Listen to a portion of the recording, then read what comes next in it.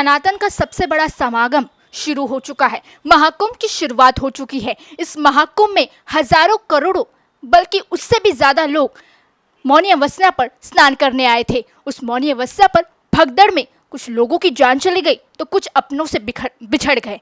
तो इसी बात पर हम जानते हैं प्रणवानंद गिरी महाराज से क्या कहना है उनका।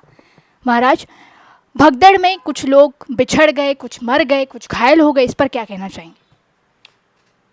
देखो, जो भगदड़ जो हुई और जो भी उधर का जो यहाँ का कुंभ मेले में जो भी हुआ मध्य रात्रि को, उसमें मैं बने तब तक प्रशासन की कोई गलती नहीं समझूंगा, क्योंकि प्रशासन बहुत अच्छा कार्य कर रही है। वहाँ पे वो लोगों ने इतने सपोर्ट किए हैं, इतने लोगों को सपोर्ट किए। आज ये लोग जो झूठी अफवाहें फैला रहे हैं कि प्रशासन सपोर्ट नहीं कर रही है, लेकिन प्रशासन में पुलिसकर्मी है, मिलिट्री वाले जो भी है, उनकी भी एक कैपेसिटी से बढ़ के वो लोग उनको सपोर्ट कर रहे हैं। लेकिन थोड़ा पब्लिक को भी समझना चाहिए कि साधु संतों के स्नान के बाद में शांति से स्नान करो, और दिन है और दिनों में स्नान करो। जो वो दिन है, मुख्य दिन है, उसमें सभी साधु संतों का स्नान खत्म होता है।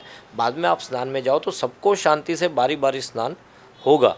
बात नंबर 2 ये है कि कभी कभी पब्लिक को ऐसा होता है कि हमको इसके दर्शन करने, तो 13 के 13 अखाड़ों के मठाधीश्वर जो शंकराचार्य जी है और भी जो गुरु है, वो सब अपने अपने स्थान लेके बैठे हुए, टर्न बाय टर्न उनके पास जाओ, आश्रम में जाके शांति से दर्शन करो। इस तरह से करने से क्या होता है, ये हादसा आपके खुद के लिए हानिकारक होता है। बहुत लोग बिछड़ भी गए, तो बिछड़ गए उन लोगों के लिए मैं ये बोलना चाहूँगा कि इतना हाईलाइट करने की ज़रूरत मुझे तो नहीं लगी, क्योंकि आज के ये मोबाइल युग में कौन सा ऐसा व्यक्ति है जिसके पास मोबाइल नहीं है। अपना डेस्टिनेशन तय करो। इतने बड़े मेले में आए हो, इतनी मैच्योरिटी से नहीं आए हो क्या कि इतने बड़े मेले में आप जब भी आए हो तो एक मैच्योरिटी तय करे क्या हो कि यदि हम यहाँ पे बिछड़ रहे हैं तो हम ये डेस्टिनेशन पे हम सब मिलेंगे। तो वो डेस्टिनेशन तय करके वो डेस्टिनेशन पे जाओ, एक दूसरे को लोकेशन सेंड करो कि मैं यहाँ हूँ। इतनी साधारण बात समझाने की ज़रूरत नहीं है। इसमें प्रशासन क्या करे, बाकी सब चीज़ में तो सोशल मीडिया पे सब एक्टिव रहते हैं और अपनी मैच्योरिटी दिखाते हैं। तो आज कहाँ गई उन लोगों की मैच्योरिटी कि हम बिछड़ गए, कि हमारा माँ नहीं मिल रही है, हमारा पिताजी नहीं मिल रहा है, मेरा पति नहीं मिल रहा है। तो क्या बिना मोबाइल के गए थे? चलो सपोज ऐसा हो सकता है कि इतनी पब्लिक में मोबाइल में नेटवर्क ना हो, तो थोड़ी देर के बाद डेस्टिनेशन तय किया है, वहाँ जाके मिलो, वहाँ जाके रुक जाओ। इतनी बवाल करने की ज़रूरत नहीं। थोड़ा पब्लिक को समझने की ज़रूरत है। इसमें ना साधु संतों की कोई वो है और ना प्रशासन की मैं तो गलती मानूंगा। प्रशासन कितना करे, वो आपको अटका रही है ना, तो समझो वो प्रशासन जब अटका रहा है तो क्यों अटका रहा है, कि आगे जाके कोई हादसा ना हो उसके लिए अटका रहा है। तो फिर थोड़ा मिलजुल के चलना चाहिए। सबको दर्शन का लाभ मिलेगा, लेकिन थोड़ा मिलजुल के चलो।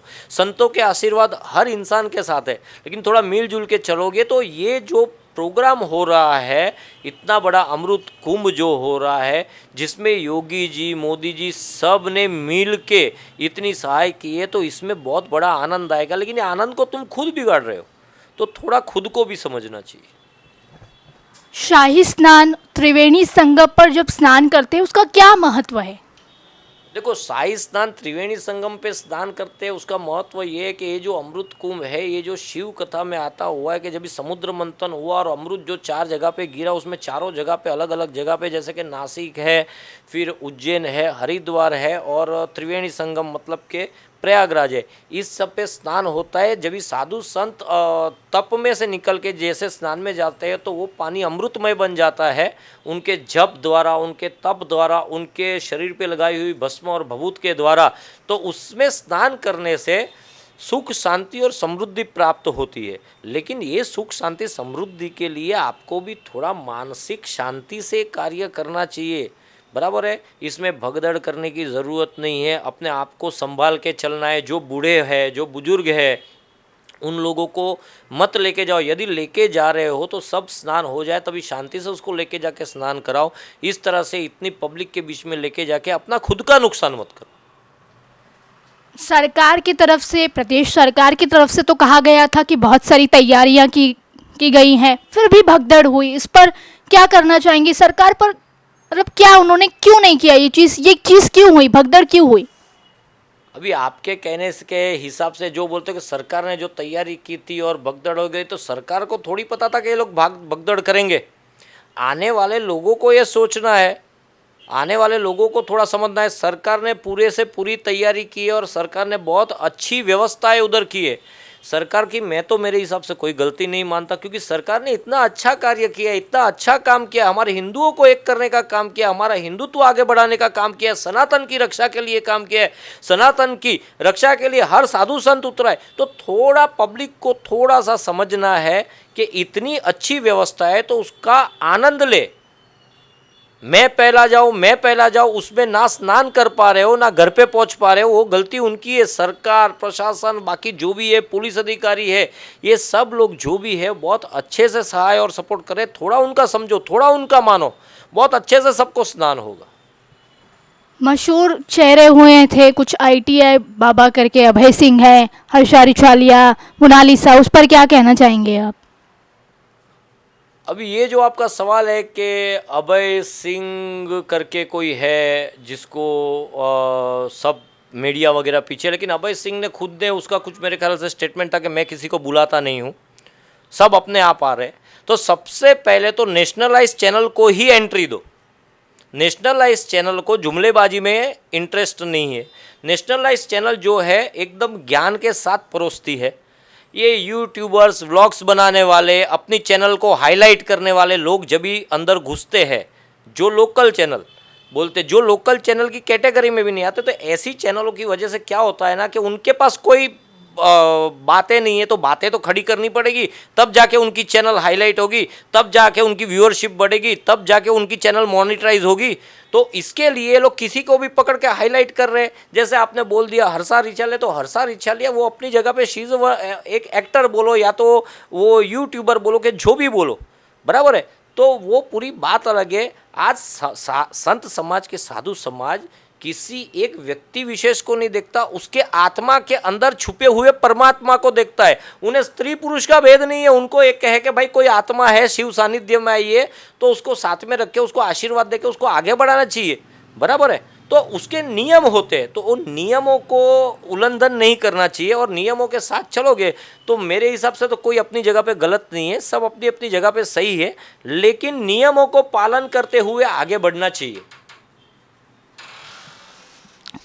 और भी है, जैसे एक कल्चर बना हुआ है, हर जगह पर हम जाते हैं गणपति दर्शन करने जाते हैं कि एक नॉर्मल लाइन आगे होती है, वीवीआईपीओ के लिए लाइन आगे होती है। तो महाकुंभ में भी ये हुआ कि नॉर्मल लोग के लिए कोई सुविधा नहीं है, वीवीआईपी लोगों के लिए सुविधा है, तो उस पर क्या बोलना चाहिए? देखो ये सब अपनी अपनी बातें हैं। वीवीआईपी और नॉर्मल लोग, ये सब ऐसी मन की मनगढ़ंत बातें। हाँ ठीक है कि वीवीआईपीओ की सुविधा अलग है, अलग होती है। उसका कारण है कि जो हिसाब से वो एक प्रशासन से जुड़े हुए हैं तो उनको एक प्रोटोकॉल देना पड़ता है। जो नियम से प्रोटोकॉल दिया गया वो नियम से प्रोटोकॉल देते हैं, लेकिन उसके अंदर सर्वसाधारण सामान्य इंसानों को कोई तकलीफ नहीं दी गई है। ये अपने मन से की गई हुई भगदड़ हो सकती है, या तो अपने मन से थोड़ा शांति से बैठो ना, वो लोग भी शांति से आके चले जाते हैं, वो किसी को तकलीफ नहीं दे रहे। तो फिर आप भी वो थोड़ा प्रशासन से मिलके यदि पब्लिक चले तो ऐसे कोई भी हादसे होंगे नहीं। बीते दिनों ये उत्तर प्रदेश के मुख्यमंत्री का बयान था कि हमने वीवीआईपी लाइन बंद कर दी है, तो फिर ये सरकार का कदम सही है या नहीं? ममता कुलकर्णी के बारे में भी जानना चाहेंगे हम आपसे कि ममता कुलकर्णी ने संन्यास ले लिया, किन्नर अखाड़े से उन्होंने संन्यास लिया है, तो क्या वो किन्नर थी? ये सवाल उठ रहे हैं ऐसे। देखो जब भी उन्होंने ऐसा बोला है कि वो महामंडलेश्वर बने, ये है वो है, सब ठीक है, वो एक एक्ट्रेस थी और है कि नहीं वो पता नहीं है, हमारा तो इतना ध्यान रहता नहीं है सब बातों पे, सब चीज़ों पे। लेकिन मैं ये बोलता हूँ कि संन्यास के नियम को अनुसरण करके संन्यास होता है। एकदम सीधा सीधा पहले दिन आया और 10th की एग्ज़ाम दे दी और 12th की एग्ज़ाम दे दी और ग्रेजुएशन कंप्लीट कर दी, ऐसा नहीं होता है।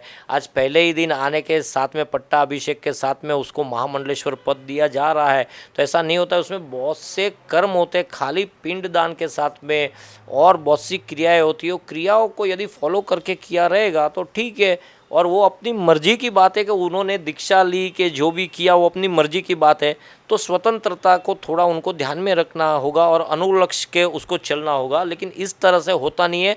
बाकी और लोगों को यदि साधु भी बनना है तो उनको हर एक प्रक्रिया से पास होना पड़ता है।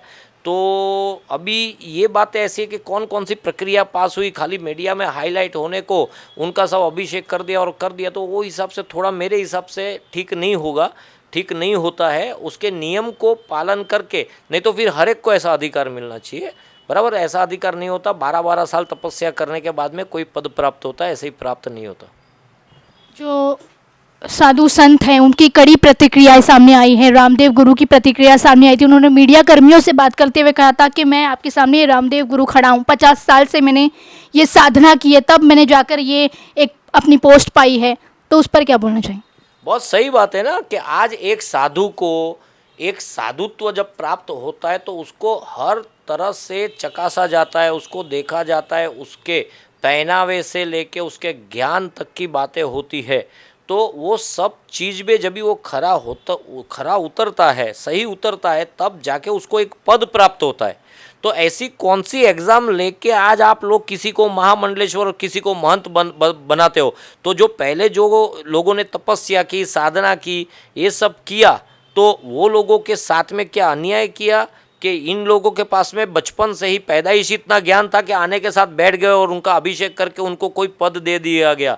तो इस तरह से होता है। जो सही साधु है, जो सही संत है, जो अनुष्ठानी है, जिन्होंने शिव भक्ति प्राप्त की है, वो तो कभी कोई पद के लिए नहीं भागते, वो तो खाली शिव में लीन रहते हैं। शिव में लीन रहने वाला इंसान कभी पद के पीछे नहीं जाता। पद के पीछे जाने का मूलभूत कारण क्या है वो बहुत समझना जरूरी है। तो मैं जिनका भी आपने नाम दिया रामदेव गुरु जी, तो मैं सही बताऊंगा कि वो अपनी जगह पे बहुत सही कि 50-50 साल जो तपस्या करता है, मैं तो 12 साल की बात करता हूँ। अभी जब भी उन्होंने 50 साल तपस्या की है और तभी भी जाके उन्होंने ऐसी बात की, तो वो अपनी जगह पर बहुत सही है कि तपस्या करने के बाद पद प्राप्त होता है। कुछ होना चाहिए, कुछ दिखना चाहिए, ऐसे ही पद प्राप्त नहीं होता है। सौंदर्य से पद प्राप्त नहीं होता है, ज्ञान से पद प्राप्त होता है।